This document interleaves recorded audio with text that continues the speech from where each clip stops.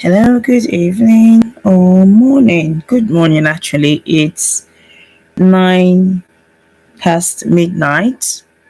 The date is the 29th of May 2025. Welcome to Divinely Classic, and this is day two of our topic barriers to weight loss. I know the time is pretty off, but this is when I have the time to do this, and it's just something that I really want to put out there. So whenever you come across this video, you can watch it. But it's midnight, just past midnight at my end in Birmingham, UK. Welcome to Divinely Classic. Once again, my name is Ewino Sarabu Isangbedo, and I am the face behind Divinely Classic. And here we do all things health and fitness. We encourage healthy living. We have customized products that we sell, and we do health promotion. We just talk. So yesterday I did a video on barriers to weight loss, and which I shared three tips. The first one was time. Our lack of time hinders weight loss, and the second one was stress. Yeah, how stress can reduce your weight loss potential. And the third one was comfort eating, food, eating too much, eating the wrong food. So today I just wanted to talk more on this topic or share other barriers to weight loss. So the first thing that came to my mind today is the inability to exercise. So why are you not exercising? Again, it could be time, like I said yesterday. Again, it could be your job. Some people have got they work from home, or they've got desk based jobs, as it's called, where you have to sit down 247. As you already know, I'm a registered nurse, and majority of the time we are on our feet in the hospital. However, there are non-clinical roles in nursing that you don't have to be around, like walking and walking. You can be in your office doing your job. So if you have a job like that, people struggle with having the time to exercise. Let's assume you're working 5 days a week, 9 to 5. At the end of the day, you're not very mobile. And at the end of the day, you become really tired, and you just said, you know what, I'll just give it up. I will go home, and tomorrow I might go to the gym. So that's one of the reasons people do not have that time to exercise, or unable to exercise, probably because some people don't like the gym. I'll tell you, I was really scared of the gym before I started to go to the gym, and now I enjoy, I actually love going to the gym. I did take a day off yesterday. Now yesterday being Thursday, no, sorry, Wednesday, the 28th of May. So I didn't go to the gym. I just wanted to let my body rest. But today, which is Thursday now, later in the day, I will definitely go to the gym because I enjoy going to the gym now. So some people are unable to exercise because of the fear of the gym. I always say just do what you can do. Treadmill is the simplest, is the easiest. Go there, do your treadmill. It's not how much you were doing, like carrying heavy metals, heavy weight, and all that. It's how consistent you are with this exercise. So I go to the gym probably every other day as much as I can, and I always start with the treadmill because that's simple. That's something that I can do.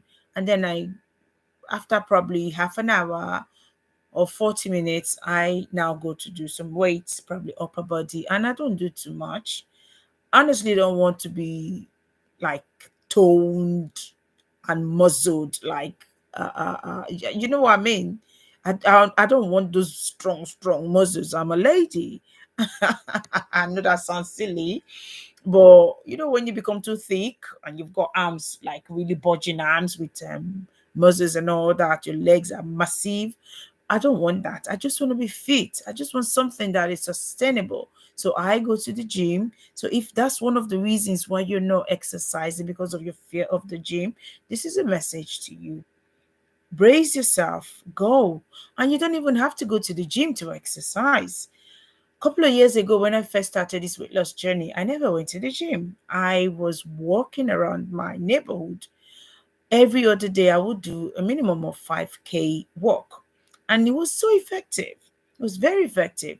And then when I was confident with walking, I decided to tone my upper body. And I didn't have much equipment, so I went to Argos. If you live in UK, you know where Argos is. Lots of outlet that they have around. So I went to one of their shops and I bought some weights. And I was using that at home. They were pretty affordable. So lack of exercise is a barrier to weight loss. So you might be eating well, but exercising just tones you up and it also speeds up the process of weight loss. So if you're struggling with exercising, try to understand why you were struggling. Is it lack of time? Is it fear of going to the gym? Is it lack of motivation? That could be something else why you're not exercising. You just think, oh gosh, I don't want to do this. I can't do this. I can't do this. You need to, excuse me, you need to understand why you're not exercising and deal with that issue. And you see yourself beginning to love exercise. Some people might also not love exercise. Oh gosh, I can't be bothered. Just start with something simple. Some people like skipping. I know somebody who can skip. I don't think I can skip, but I just go for the ones that I can do. So look for that thing that you love doing. Do you like swimming? Do you like football? Do you like running? Just look for that thing that you can do and overcome that barrier to weight loss. So that is one barrier that we'll be talking about today, which is the inability to exercise due to either lack of motivation, lack of and time, and having a desk-based job, or lack of or just living a sedentary life generally. So um, you need to brace yourself and start exercising as much as you can. So another barrier is having a lack of nutrition knowledge. That is so important because they do say that herbs are made in the kitchen. And I believe that 100% herbs are made in the kitchen. I love my food. I don't know about you. I love my food. I love to know my food. So whatever it's whatever is in my plate, I love to know how much calories. I love to know. I don't go deep like knowing how much grams of carbohydrate and protein, but I just look at the plate and I say, oh, that's a good amount of protein. Oh, that's a good fat. Yes, there are good fats and there are bad fats. So that's a heart friendly fat. And when I say heart friendly, like cardiac friendly fat, and that is a decent carbohydrate portion. That is a low GI carbohydrate. So it's about knowing what you have in your plate, knowing that if I had this white rice, it's going to spike my sugar level so high, and then it will come crashing down, that sooner or later I will be wanting to eat again. Or if I had this protein or this S amount of protein, oh, it's going to keep me fuller for longer. That means I would not be craving for food anytime soon. Or if I had this much amount of fiber in my diet, that's going to help my gut system, that's going to help my digestive system, that's going to make me uh, um, um, um, you know reduce the risk of having there's a medical condition called diverticulitis, and the primary cause of it is lack of fiber in your diet. So if you have idea of these things, it will give you more power over your food. I don't know if that makes sense. It will give you more power over your food. You know what you have in your plate, you know what you're eating. Occasionally, you can have things that are not particularly healthy. You can have things that you say on a normal day you wouldn't eat them. But occasionally, yes. What I'm trying to do now is just to eat everything. Like today, I had white rice. Yes, I did. But I knew how much I wanted to have. I didn't have a lot. I also had other food, other healthy food. Do you understand? So it's about knowing what you have in your plate. You need to understand that this fat that I have here is a good fat or is it bad fat? How much can I have? On average, how much calories is my plate? Say you say, oh, I want to lose weight. You should know how much calorie you should be having in a day. What is the daily requirements for calorie intake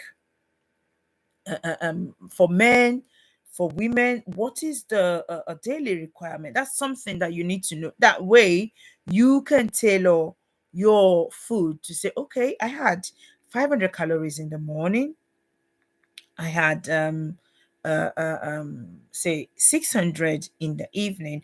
And for men, the according to NHS, the daily requirement for calorie is 2,500, and for women, on average, is 2,000 calories per day. So if you have the idea of what that means, you can split your food. And if you want to have a weight loss, you need to have a deficit of your daily calories. So say you are a female and this normally is 2,000 calories. If you wanted any scale to shift at all, you are going to have to reduce it to either 1,800 or 1,500 or 1,200. So you need to have this basic knowledge of your food. And that way, like I said earlier, you're having more control over your food, and that will lead to a sustainable weight loss. I'm going to stop here. It's 11 minutes. I honestly don't want my videos to be too long when I do these. So, yeah, hopefully I'm able to do another video tomorrow just to talk about barriers to weight loss. And if you like my video, if you are enjoying my content, kindly subscribe, kindly follow, and then share this video as well. And let me know your thoughts. Sorry, I keep getting messages. And let me know your thoughts. Let me know your struggles. Let me know your triumphs on a weight loss, or rather on your weight loss journey. And we could just learn from each other. Once again, my name is Sewani Sarabo Isaimedo, and I hope you have a good day. You take care of yourself. Bye bye.